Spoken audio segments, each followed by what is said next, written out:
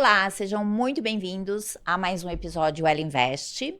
E antes da gente falar com a minha convidada super especial, vou pedir para você entrar lá, se inscrever no canal, fazer seus comentários e principalmente se ficou alguma dúvida, alguma curiosidade sobre o programa de hoje, eu queria que você colocasse, porque tanto eu quanto a minha convidada, a gente vai te responder, tá? Porque eu tô aqui hoje, a gente vai falar muito sobre clientes. Estou aqui com a Gisele Paula. Gi, muito bem-vinda, muito obrigada por ter aceito o convite. Obrigada pelo convite de estar aqui com você hoje, Cláudia. Bacana, eu tava lendo aqui, né, Gi, sobre você, seu currículo, né, sua mini bio. Então, você é a maior voz da experiência do cliente no Brasil. É cofundadora do Reclame Aqui, famoso, e vamos falar muito disso, né? E uma das 100 empreendedoras de maior impacto na América Latina pela Bloomberg. CEO do Instituto Cliente Feliz. Fora que tem mais aqui um monte de coisas que você faz, que eu queria que você falasse sobre você, da tua jornada. Vai ser um prazer imenso esse nosso bate-papo aqui. Primeiro, agradecer pelo convite de estar aqui com você. Eu costumo dizer que o cliente sempre está nos ensinando, né? Então, falar que nós somos especialistas é dizer que a gente está aprendendo sempre com os clientes. Eles mudam de opinião, eles mudam de comportamento, então a gente tem que estar indo atrás deles, né? Eu, como especialista, uma empresa... toda vez que você tem um cliente para servir, você tem que estar indo atrás dele para entender o que ele está querendo dessa vez. Então, a minha trajetória profissional, ela começou atendendo clientes. Então, eu fui atender clientes numa empresa chamada De Pascoal, que é lá no interior. Quem mora em Campinas, como eu sou natural de Campinas, não gosta de que Campinas seja chamada de interior, Campinas, né? São Paulo, né? Campinas, São Paulo. Mas, quando eu morava lá, eu fui trabalhar nessa empresa como primeiro emprego. E quando eu fui atender os clientes, eu percebi que quando eu tratava bem esses clientes, eles voltavam e me elogiavam para o meu chefe. E aí eu falei, bom, poxa, é uma baita oportunidade, né, do meu chefe entender quem sou eu, meu trabalho. Então, não tem ninguém melhor que o cliente para falar bem do seu trabalho. Já ali eu percebi essa conta e eu comecei a atender cada vez melhor. Não media esforços para fazer isso para eles.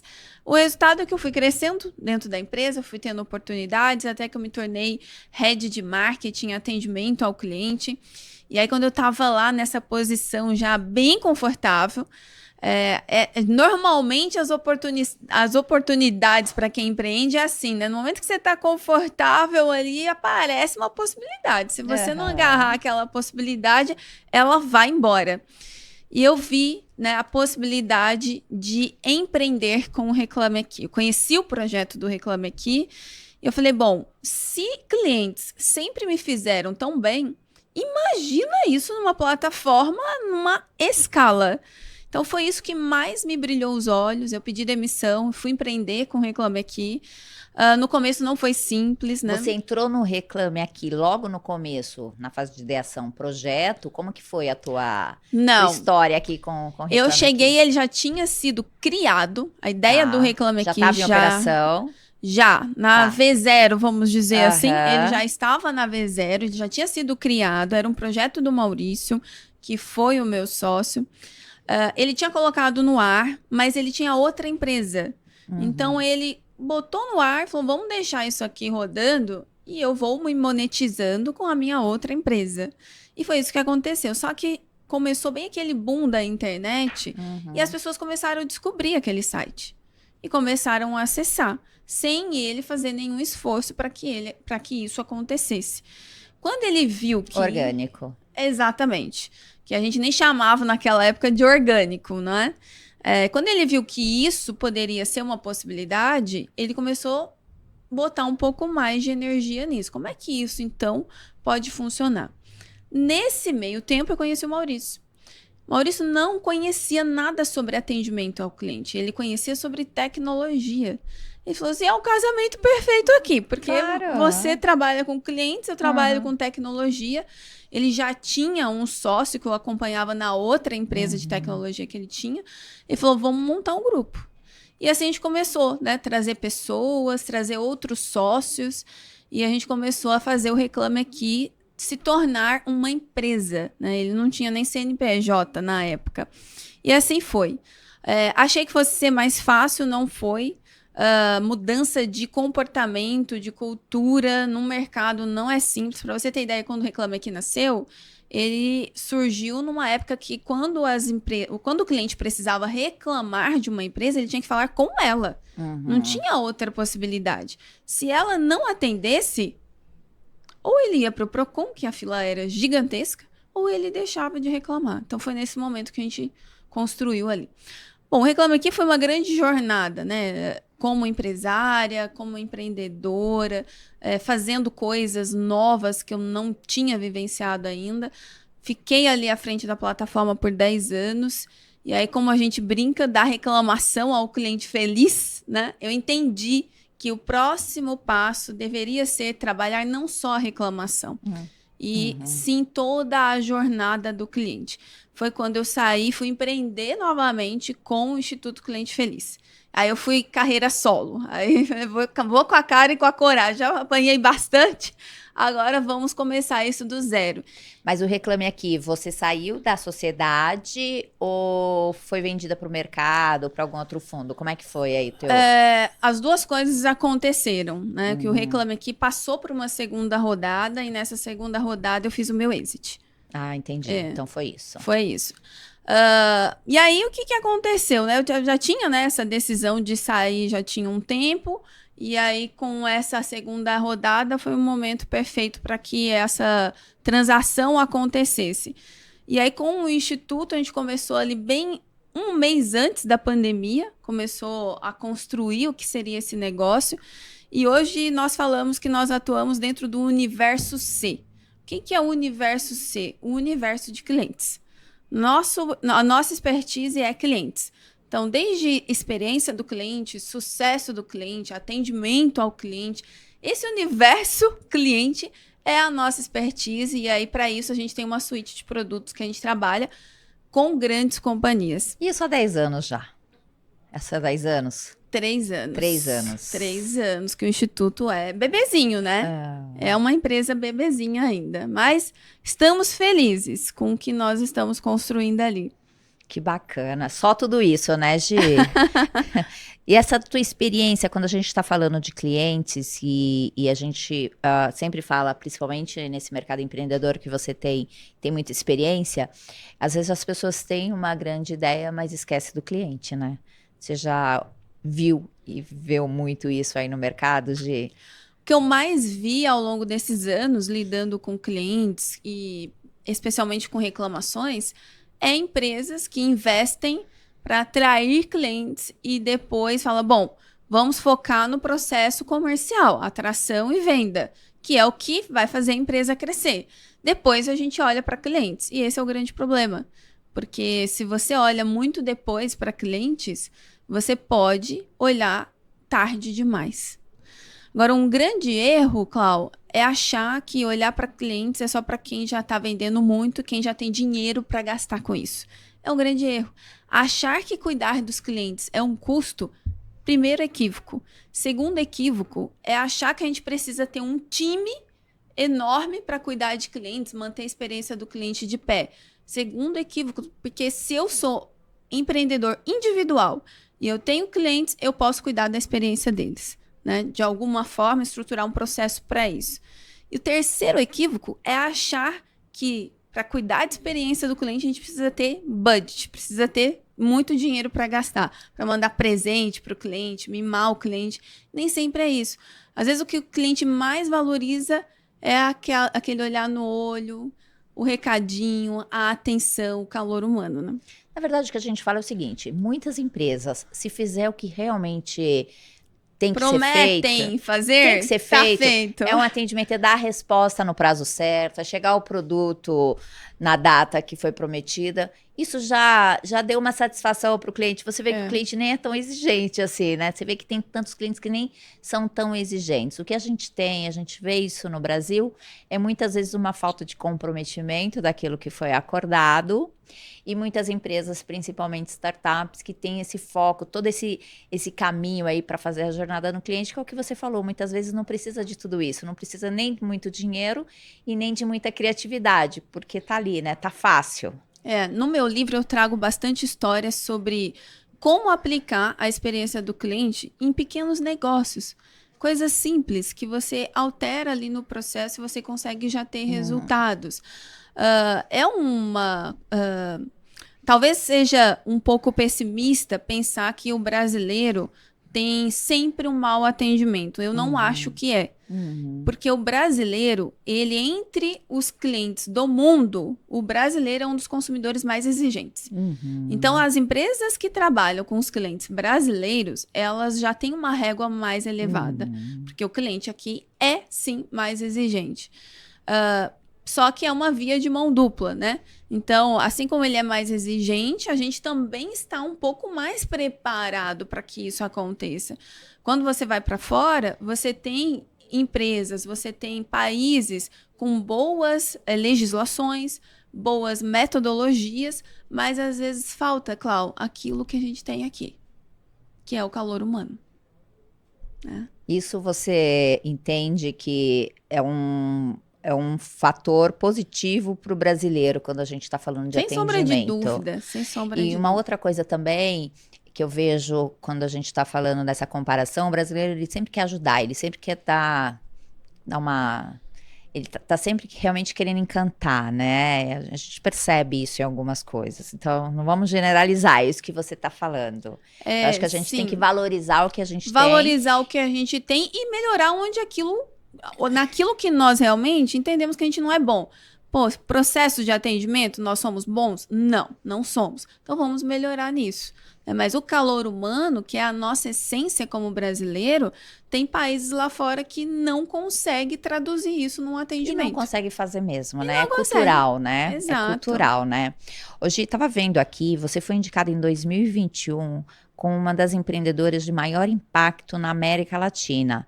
Conta um pouquinho pra gente como é que você recebeu essa notícia, o que isso significou para você em 2021, como repercute isso para você aí na tua jornada atual?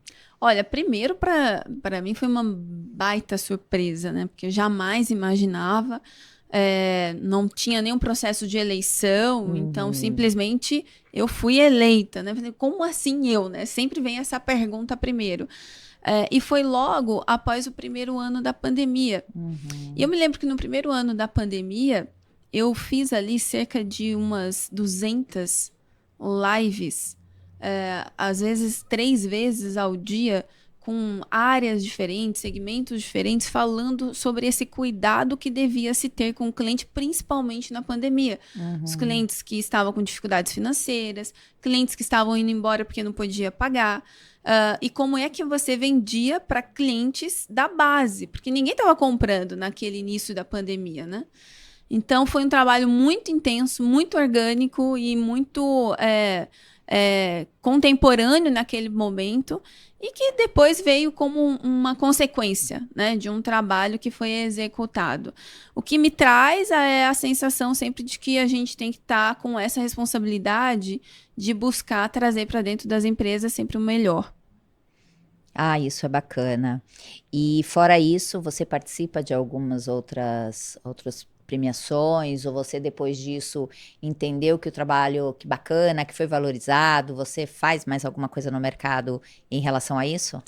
Clau, eu não fico correndo atrás de premiação, não. Eu acredito que nós temos que fazer aquilo que precisa ser feito, né? Eu tenho um propósito, eu tenho uma missão, e a minha missão é audaciosa, que é tornar o Brasil uma referência para o mundo em experiência do cliente.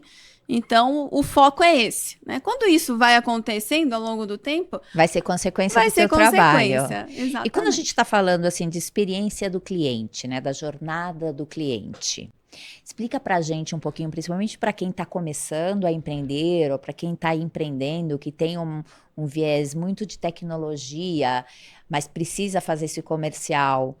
para ter a remuneração, quais são as dicas que você coloca aí com toda essa tua experiência bacana aí?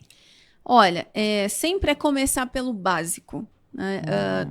Na medida que nós podemos, nós temos que começar com aquilo que nós temos em mãos. Então, quais os ingredientes que você tem? Quais os recursos que você tem na mão? Comece com aquilo que você tem. Não espere o momento perfeito, não espere a possibilidade ser o melhor cenário possível para você poder começar a investir na experiência do cliente. Então, de modo prático, primeiro passo é ter um atendimento muito bem feito, muito eficiente. Eficiente, que eu falo, é você conseguir ligar e conseguir falar com alguém. Que essa pessoa consiga resolver o problema que você tem ali. E parece o básico, mas tem muita empresa que não consegue entregar isso para o seu cliente, né?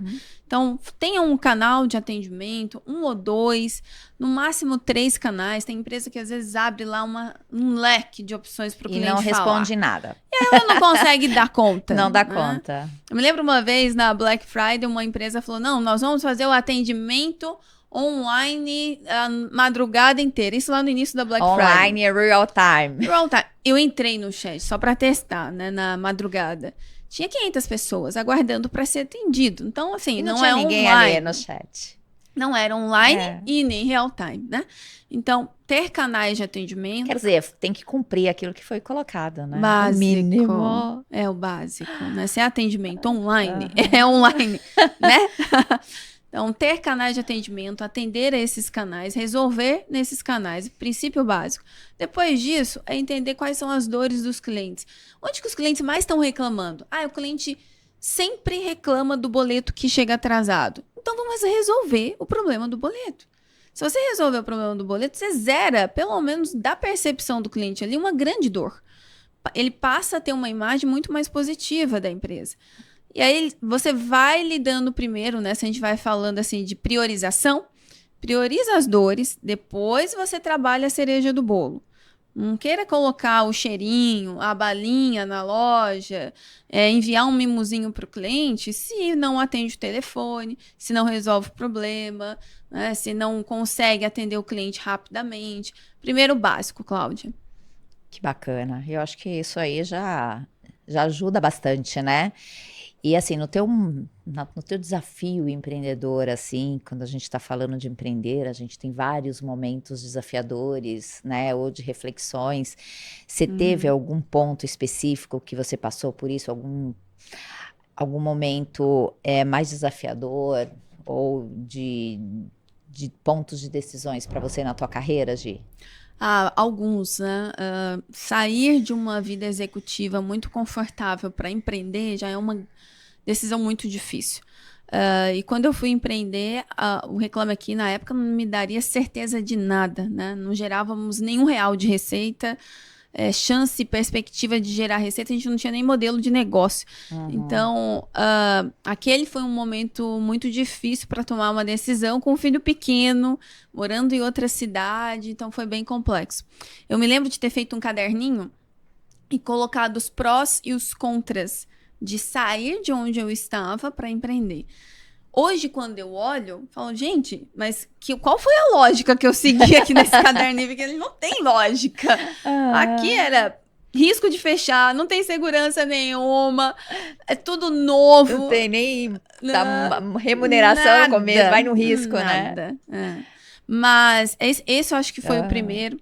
A minha decisão de sair do Reclame Aqui também foi uma decisão importante, que eu tinha a possibilidade de continuar na sociedade, mas por decisão falei, não, eu quero fazer uma nova escolha, né? Eu quero fazer essa mudança de chave. Também foi uma decisão difícil, mas depois que você faz de uma maneira acertada, com clareza dessa mudança, não no supetão, não no emocional, né? Quando você faz colocando os pingos nos is, você... Com consciência ali, né? Um planejamento. Exatamente. Planejamento é fundamental. Aí você fala, não, tomei a decisão certa. Mas lidar com tudo isso com um filho, Essas variáveis, essas né? variáveis, né? Eu acho que é mais um pouco complexo ainda para as mulheres, né?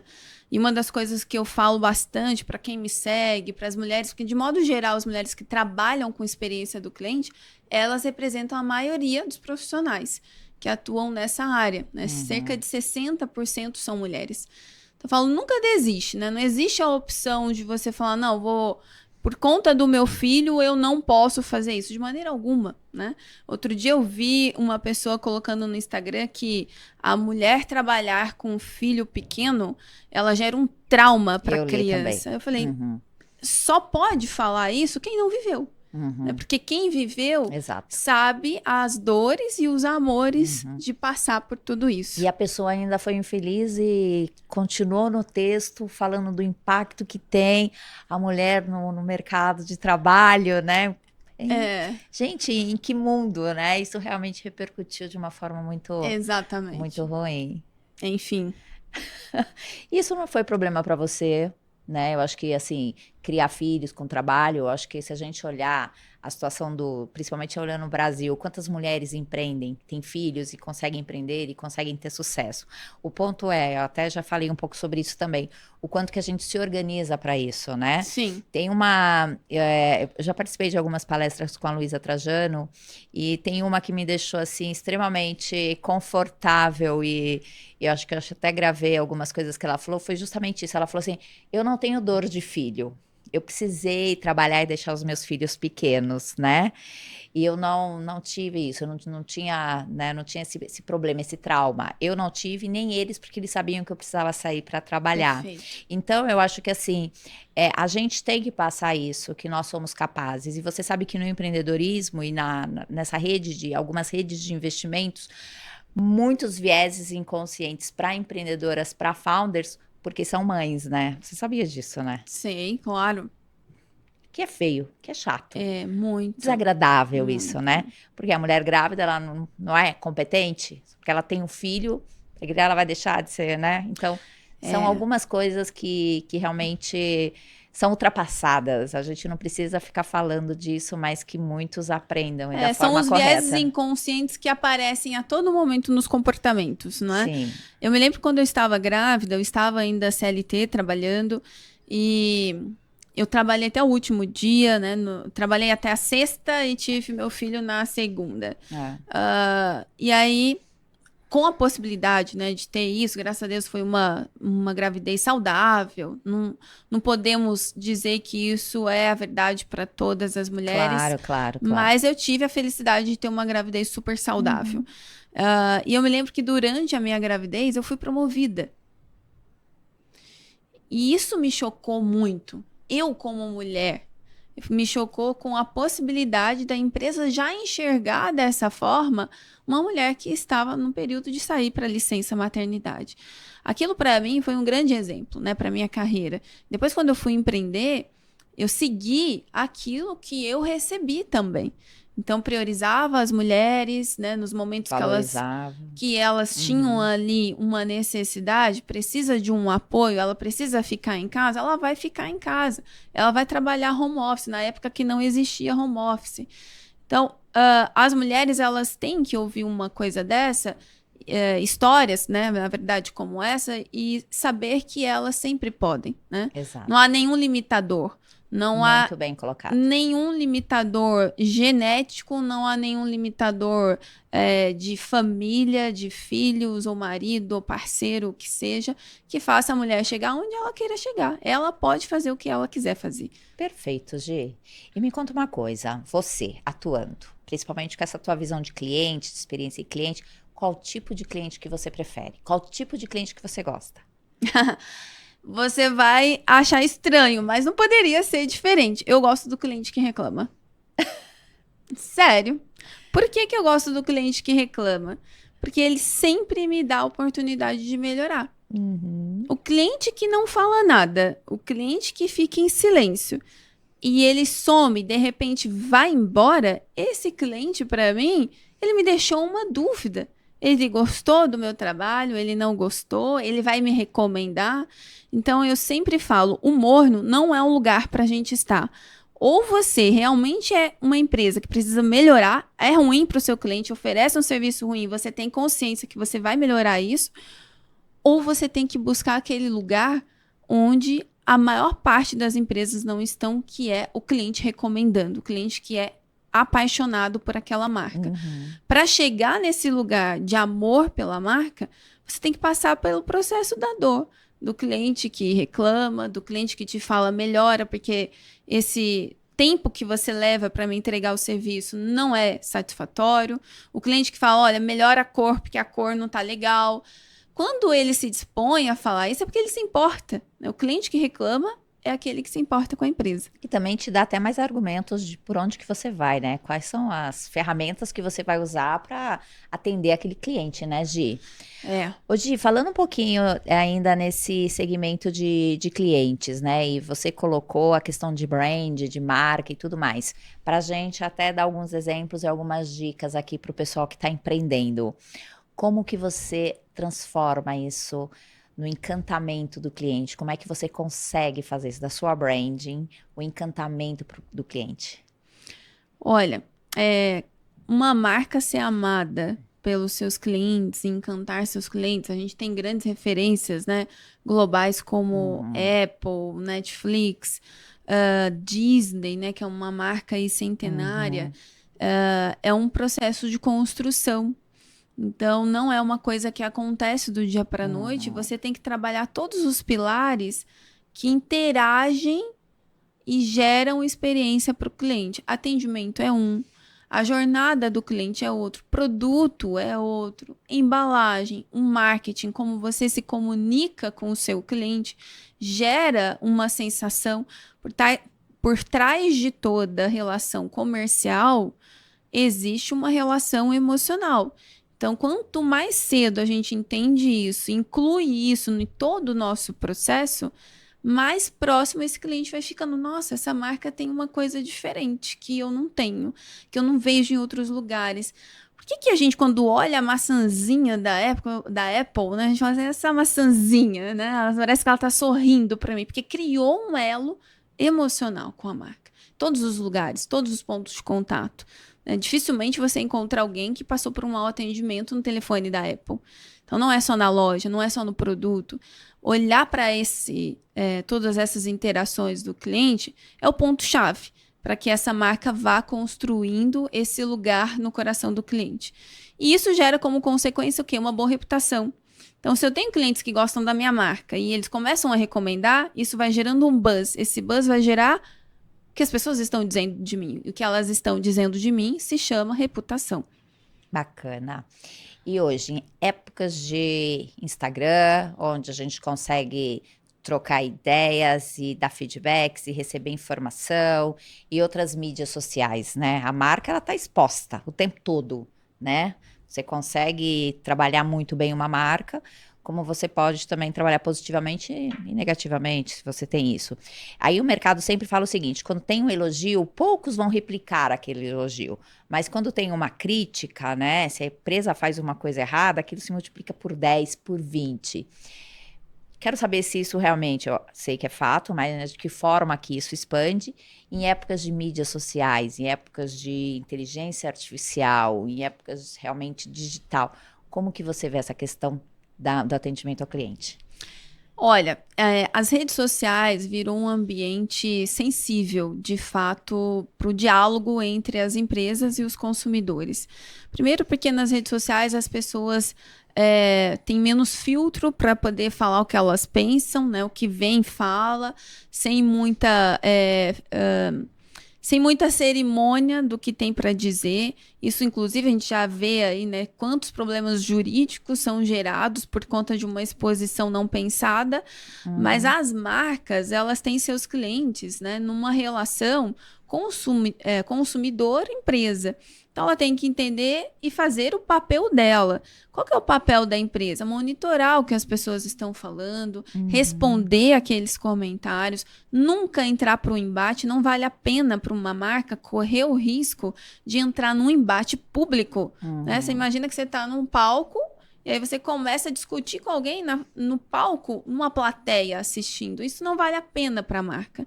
Então, ela chama esse cliente para o privado e conversa com ele, chega a uma negociação com esse cliente fora, né, do palco. Do ambiente aberto, Do né? ambiente aberto. Quanto mais você discute ali, pior é, né?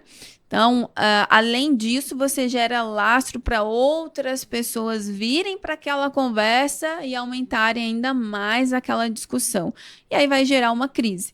Então, antes de que a crise seja gerada, é importante a gente ter um sistema que a gente monitore o que os clientes estão falando, tagueie aquilo que é mais importante. Então, quando um cliente falar assim, vou fazer uma reclamação, hoje tem sistemas que monitoram a palavra reclamação, a Cláudia falou reclamação, cai numa fila prioritária de atendimento. Ela não entra na fila convencional, porque aquele caso está prestes a virar uma crise. Então, esses casos a gente trata mais rapidamente para que aquilo seja contido. Isso para qualquer empresa. Nós vamos fazer diferente para o cliente que vai para as redes sociais? Não é o recomendado. Mas você vai ter que atender esse telefone vermelho mais rápido.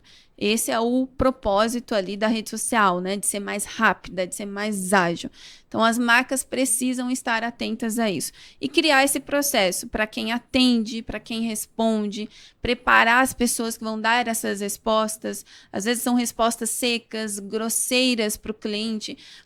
Por vezes pode ser até uma vírgula colocada errado, o nome do cliente colocado errado. Você quer ver uma coisa que o cliente odeia? É você trocar o nome dele. Gosta, né? Trocou o nome dele ali na rede social, ele já é motivo para ele falar. E além disso, trocaram o meu nome. Ele vai arrumar um jeito de falar, né? De colocar não isso. sabem escrever, né? Aí ele já vai descascando. Parece que perde a credibilidade de tudo que foi feito, né? Inclusive, no Instituto, nós temos um curso que se chama Escrita Encantadora, em que nós ajudamos, né, quem atende ao cliente já lá na ponta, a usar as palavras certas no momento certo para encantar o cliente. Bacana. E também falando um pouquinho, aproveitando aí seu amplo conhecimento, a gente tem falado, a gente tem visto muito as pessoas cada vez mais expostas, se expondo, Sim. né? Então, quero dizer, não é só a marca. A gente está falando da marca, mas a gente está falando também desses executivos, dessas empresas que estão expostos. E a gente está falando daquelas pessoas também que gostam de exposição, que precisam de exposição. Como que a gente trabalha isso, a relação de pessoas, não só da marca, mas a pessoa sendo a marca? Por exemplo, a Gisele Paula, como é que você trabalha a tua marca? Quais os cuidados que você recomenda aí para as pessoas? Quem está à frente de uma empresa, a postura do CEO, a fala do CEO, ela representa em torno de 49% da reputação da marca, sabia? Nossa, bastante. Essa é uma estatística. Acredito. E que pouca gente faz ideia do tamanho que isso representa para a marca. Então, sim, a postura do CEO, da alta liderança, e ela compromete a marca. Então, ele precisa ter uma orientação de como falar, o que é bom ele dizer, o que não é bom ele dizer. Tem gente que tem mais facilidade para fazer essa conexão, tem gente que nem tanto. Então, é importante ter um assessor ali que oriente. Olha, esse vocabulário é legal falar, esse vocabulário evite falar, porque nós vamos ofender os valores da nossa marca se a gente partir para esse caminho aqui. Às vezes nem é por uma questão intencional, às vezes não intencional, acaba falando uma palavra ali que não caiu no momento certo e gera uma crise absurda para a marca. Para não correr esse risco, é importante ter um processo ali de como se conduzir uma fala, como se conduzir uma conversa nas redes sociais. Tem uma curadoria também, né? Exato. E sempre prestar atenção na imagem, né? Acho que é super importante. Gi, amei você aqui, mas antes de você ir, eu preciso que você fale pra gente o que é ser um cliente feliz. Olha, ter o cliente feliz é você ter um cliente que recomenda a sua marca, que ele volta, que ele compra mais, né? Que ele indica, tá sempre ali respeitando a sua marca e recomendando. Ter o cliente feliz é fazer aquilo que ele precisa e proporcionar para ele aquilo que ele não espera. Esse é o momento perfeito, né, de você ter um cliente. Entrega para ele aquilo que ele está precisando. Nem sempre é aquilo que ele quer. aquilo que ele tem necessidade para a dor que ele te acionou. E aí, depois que você faz isso, se você entregar para ele aquilo que ele não espera, aquela cerejinha do bolo, o cliente com certeza vai estar encantado. Bacana. Gi, amei você aqui. Parabéns Obrigada, pela sua Clau. trajetória, tudo que você criou, da forma que você está conduzindo. Que você tenha muito sucesso sempre. Quero te ver mais vezes. Vamos trabalhar uma mais honra. dicas aqui. Será uma honra. Muito obrigada pelo convite de estar aqui com você. Obrigada, Gi.